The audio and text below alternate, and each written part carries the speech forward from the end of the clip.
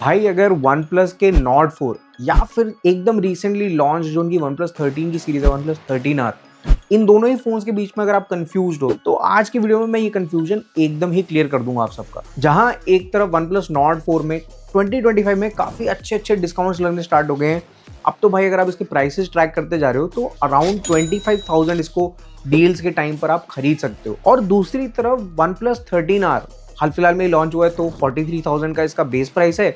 3,000 रुपए का आईसीआईसीआई पे कार्ड ऑफर चलता रहता है, तो अंडर 40,000 आप ये वाला फोन ले सकते हो। तो सबसे मेजर डिफरेंस तो भाई यही आ जाता है कि वन प्लस 13R 15,000 रुपए आपको महंगा पड़ेगा वन प्लस नॉट 4 के मुकाबले। तो अगर आप लोग बहुत ही ज्यादा टाइट बजट पर हो तो फिर भाई वन प्लस नॉट 4 ही आप लोग के लिए ज्यादा सेंस बनाएगा। जबरदस्ती स्ट्रेच करके 15,000 रुपए एक्स्ट्रा खर्चने की जरूरत नहीं है भाई। लेकिन भाई सवाल तब बनता है जब आप लोग का बजट का कंस्ट्रेंट नहीं है, आपका बजट है 40,000 तक का, और अब आप सोच रहे हो कि भाई क्या ये जो एक्स्ट्रा 15,000 है क्या वो फुल्ली जस्टिफाइड है वन प्लस 13R के अंदर या नहीं। इस बात को समझने के लिए भाई सबसे पहले हमें इन दोनों ही फोन्स के डिजाइन को देखना पड़ेगा। अब ये दोनों ही फोन्स मुझे देखने में डिजाइन के मामले में अपने अपने पर्सपेक्टिव से पसंद आए, लेकिन कुछ चीजों को जो आपको डिफरेंस देखने मिलेगा। सबसे पहली चीज तो भाई की जो बिल्ड क्वालिटी है, build quality one plus not 4 में आपको मेटल की देखने मिल जाती है और वन प्लस 13R में ग्लास बॉडी आपको देखने मिलेगी। तो प्रैक्टिकलिटी के पॉइंट ऑफ व्यू से देखोगे तो मेटल बॉडीज मैं थोड़ा ज्यादा प्रेफर करता हूं और बहुत ही कम फोन्स में आपको देखने मिलती है,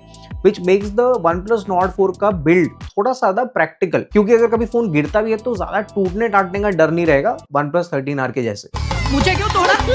अब ऐसा नहीं है कि वन प्लस 13R में अगर ग्लास यूज करा है तो एकदम बेकार टाइप का डिजाइन है। बहुत सारे फोन में आपको ग्लास बैक वाले डिजाइन देखने मिलता है, लेकिन वन प्लस 13R में वन प्लस ने एक बहुत सेफ प्ले करा है, क्योंकि ये डिजाइन काफी मोनोटोनस सा है। अगर आप देखोगे कि 15, 20,000, 30,000 ऐसे डिजाइन वाले फोन आपको बहुत सारे देखने मिलेंगे, जो कि आपको ऐसा फील कराएगा कि भाई ये कुछ ज्यादा अच्छा डिजाइन मेरे को नहीं देखने मिल रहा है। और ये सिर्फ अगर आप लुक्स के पर्सपेक्टिव से देखोगे तो ये बात एकदम सही है। तो हो सकता है कि वन प्लस 13R का जो ओवरऑल लुक्स वाला पार्ट है वो बेटर किया जा सकता था इस फोन के साथ, लेकिन वही बात अगर मैं आपको यहाँ पर जो मटेरियल यूज करा है, आपको इन हैंड फील है, वो आपको यहाँ पर किसी भी एंगल से कम प्रीमियम नहीं लगेगी।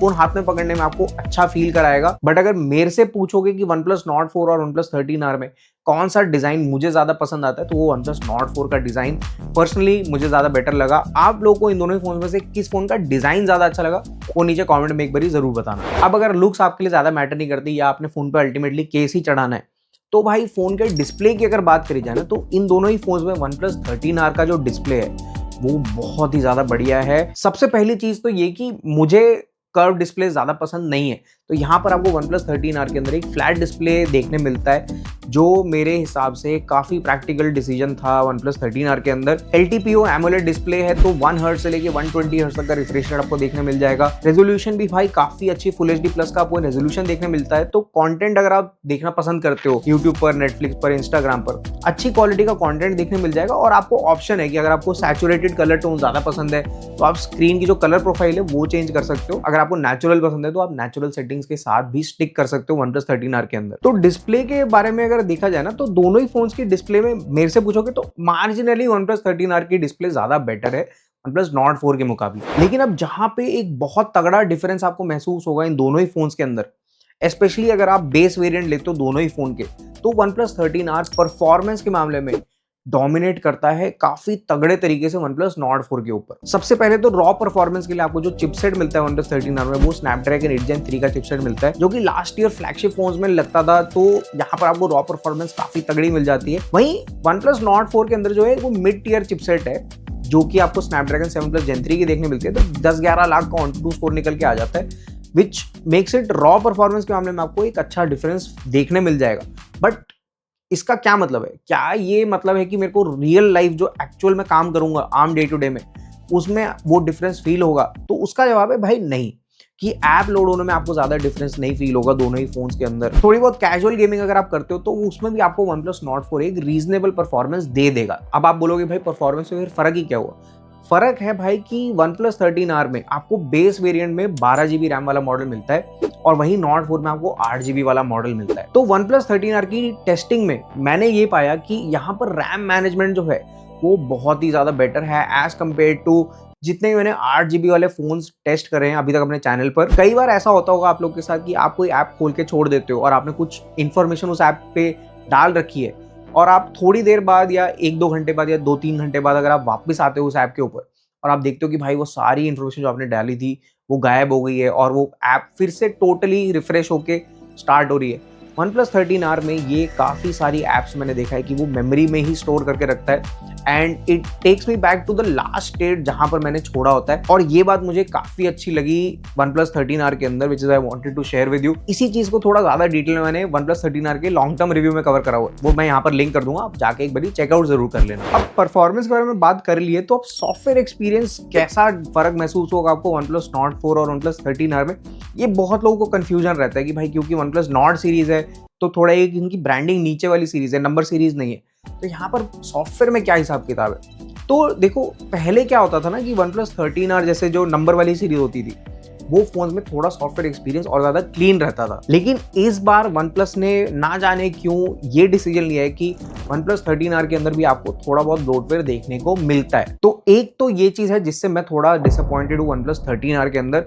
OnePlus Nord 4 में तो ऑब्वियसली आपको देखने मिलता है क्योंकि वो एक मिड रेंज वाला फोन है और OnePlus Nord सीरीज में जनरली आपको पहले भी ब्लोटवेयर देखने मिलता था। बाकी OnePlus 13R Android 15 के साथ आता है आउट ऑफ द बॉक्स और OnePlus Nord 4 Android 14 के साथ आया था। तो टेक्निकली अगर आप देखोगे तो OnePlus 13R में आपको 1 साल का सॉफ्टवेयर अपडेट ज्यादा देखने मिलेगा OnePlus Nord 4 के मुकाबले। और थैंकफुली ये वीडियो मैं आज की डेट में बना रहा हूँ, मैंने प्लान किया था मैं थोड़ा पहले बनाने वाला था ये वाला वीडियो, क्योंकि अगर मैं ये वीडियो थोड़ा पहले बना देता 2-3-4 हफ्ते पहले जब OnePlus Nord 4 में Android 15 का अपडेट नहीं आया था तो उस समय सिग्निफिकेंट डिफरेंस फील होता भाई Nord 4 और OnePlus 13R के सॉफ्टवेयर एक्सपीरियंस पे। लेकिन अब दोनों ही फोन्स पे Android 15 आ चुका है तो एक एप्पल टू एप्पल कंपैरिजन मैंने कर लिया है और सारे AI फीचर्स जो OnePlus 13R के अंदर आपको देखने मिलते हैं वो OnePlus Nord 4 के अंदर भी देखने को मिल जाते हैं। और AI का जो इंप्लीमेंटेशन है OxygenOS 15 के अंदर वो भाई बहुत ही ज्यादा बढ़िया है। इनफैक्ट अब ऐसा मुझे लग रहा है कि OxygenOS is probably one of the top 3 OSs जो मेरी फेवरेट लिस्ट में अब जुड़ जाएगी 2025 के अंदर। आप लोग की सबसे फेवरेट OS कौन सी है वो नीचे एक बार कमेंट में जरूर बताना। तो सार ये है कि भाई सॉफ्टवेयर के मामले में आपको एंड यूजर एक्सपीरियंस में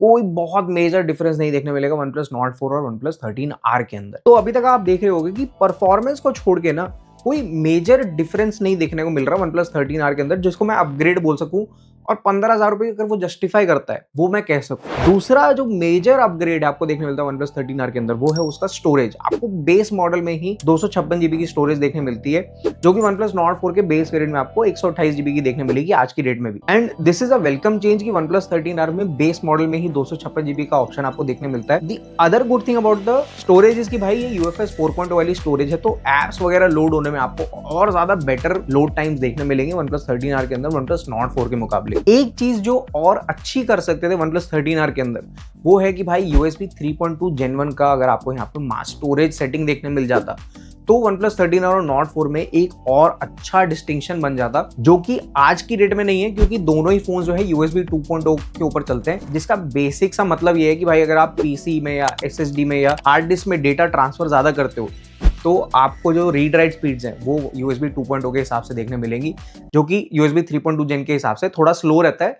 रेफरेंस के लिए भाई 2 GB की file USB 3.2 Gen 1 type storage में अराउंड 5 से 6 सेकंड के अंदर मूव हो जाती है। यहीं पे USB 2.0 स्टोरेज टाइप के अंदर आपको वो 2 GB की फाइल अराउंड 2 से 3 मिनट तक लगा सकती है ट्रांसफर करने के लिए। हाँ, इस चीज को छोड़ दे तो स्टोरेज पॉइंट ऑफ व्यू से OnePlus 13R is still a big upgrade over the OnePlus Nord 4। अगला जो आपको अपग्रेड देखने मिलता है OnePlus 13R के अंदर वो है उसके कैमरा के डिपार्टमेंट में। एटलीस्ट ऑन पेपर तो आपको काफी अच्छे स्पेक्स देखने मिलते हैं OnePlus 13R के कैमरा के अंदर और लग सकता है कि OnePlus Nord 4 के कैमरा से काफी ज्यादा सुपीरियर निकल के आएगा, लेकिन यहाँ पर भी कुछ कैवियट्स हैं। No doubt the camera on the OnePlus 13R OnePlus ने एक अच्छा डिसीजन लिया है एक टेलीफोटो लेंस डालने का। होपफुली इसको सॉफ्टवेयर के थ्रू थोड़ा और ऑप्टिमाइज किया जाएगा विद टाइम क्योंकि आज की डेट में ये परफॉर्मेंस ओके देता है। इसको बेस्ट टेलीफोटो नहीं बोल सकता under 40,000 rupees. Primary camera sensor की बात करूं तो दोनों ही फोन्स में अच्छा है, ब्रॉड डे लाइट में और रात में भी फोटोज डिसेंट निकल के आ जाती हैं। तो फोटोज का अगर मैं डिपार्टमेंट नटशेल में बात करूं ना तो दोनों ही फोन्स आपको एक रीजनेबल क्वालिटी की फोटोज निकाल के दे देते हैं। लेकिन अगर आप वीडियो बनाने के पॉइंट ऑफ व्यू से कोई फोन इन दोनों में से सोच रहे हो तो OnePlus 13R is not that big of an advantage over the not 4। सबसे पहले तो कैपेबिलिटीज में बहुत ज्यादा लिमिटेड है OnePlus 13R। फ्रंट कैमरा से भाई 4K में रिकॉर्ड नहीं कर सकते हो OnePlus 13R में with a Snapdragon 8 Gen 3, which is a very big disappointment मेरे हिसाब से। और स्टेबलाइजेशन भी इस फोन में बहुत ज्यादा बेहतरीन नहीं निकल के आती है। आई वुड सजेस्ट बाकी मार्केट में जो फोन है उनमें आपको थोड़े ज्यादा बेटर स्टेबलाइजेशन वाले ऑप्शंस देखने मिल जाते हैं। There are some good things that you can do with the OnePlus 13R camera on from a video standpoint, लेकिन वो सब सिर्फ उसी लेवल तक सीमित है। अगर आप कैजुअल वीडियोस वगैरह बना रहे हो घर में बैठ के, आपको कंटेंट वगैरह अगर क्रिएट करने का सोच रहे हो OnePlus 13R से, तो वो मैं काफी हद तक बोलूंगा कि भाई OnePlus 13R is not that great of a phone to do that. इन चीजों के अलावा भाई कोई ज्यादा मेजर डिफरेंसेस नहीं है दोनों ही फोन्स में। आपको NFC दोनों में फोन में मिल जाता है, बैटरी दोनों ही फोन्स में बड़ी है, चार्जिंग भी अच्छी है, तो स्क्रीन ऑन टाइम भी आपको आराम से 7-8 घंटे से ज्यादा देखने मिल जाएगा अगर आप एक एवरेज यूजर हो तो दोनों ही फोन्स के अंदर। तो मोटा माटी OnePlus 13R में दो बड़े अपग्रेड्स आपको देखने मिलते हैं। एक तो है जो परफॉर्मेंस के डिपार्टमेंट में मिलता है, और दूसरा जो मेजर अपग्रेड है वो भाई स्टोरेज के डिपार्टमेंट में मिलता है अगर आप बेस वेरिएंट्स कंपेयर कर रहे हो दोनों ही फोन्स के। तो बाकी चीजों में हल्का फुल्का आपको अपग्रेड देखने मिलता है, डिस्प्ले के अंदर, कैमरा के अंदर। एटलीस्ट आज के डेट में तो कैमरा के पॉइंट ऑफ व्यू से मैं इतना ही बोल सकता हूँ कि हल्का डिफरेंस है OnePlus 13R और Nord 4 के पॉइंट ऑफ व्यू से। अगर कैमरा एक्सपीरियंस थोड़ा ज्यादा बेटर होता है आगे जाके, तो मैं कोशिश करूंगा या तो कम्युनिटी पोस्ट के थ्रू या फिर एक डिटेल्ड वीडियो दोबारा से बना के आप लोगों के साथ वो पोस्ट शेयर कर सकूं। तो ये दो मेजर अपग्रेड्स अगर आपके लिए बहुत ज्यादा मैटर करते हैं तो ही मैं रेकमेंड करूंगा कि OnePlus 13R की तरफ अपना झुकाव बनाओ, वरना OnePlus Nord 4 में आपका मोटा माटी सारा काम चल जाएगा। तो ये था भाई इन दोनों ही फोन्स का एक कॉम्प्रिहेंसिव रिव्यू, और आशा करता हूँ कि आपको एक वीडियो देख के समझ में आ गया होगा कि OnePlus 13R किन लोगों के लिए ज्यादा सेंस बनाएगा और OnePlus Nord 4 किन लोगों के लिए ज्यादा सेंस बनाता है। होपफुली आपको वीडियो अच्छा लगा। वीडियो अच्छा लगा तो लाइक जरूर कर देना। और इन दोनों ही फोन्स को मैंने काफी ज्यादा डिटेल में अपने चैनल पर ऑलरेडी कवर किया हुआ है, तो अगर आपने डिटेल्ड रिव्यू नहीं देखा है तो वो मैं यहाँ पर लिंक कर दूंगा, आप जाके एक बार चेकआउट जरूर कर लेना। OnePlus Nord 4 2025 में लेना क्यों सेंस बनाता है, और OnePlus 13R अगर आपको देखना है तो वो भी यहाँ पर मैं आपको लिंक करके दे दूंगा, वो चेकआउट जरूर कर लेना। आज के लिए दोस्तों इतना ही, मिलते हैं अगले वीडियो में।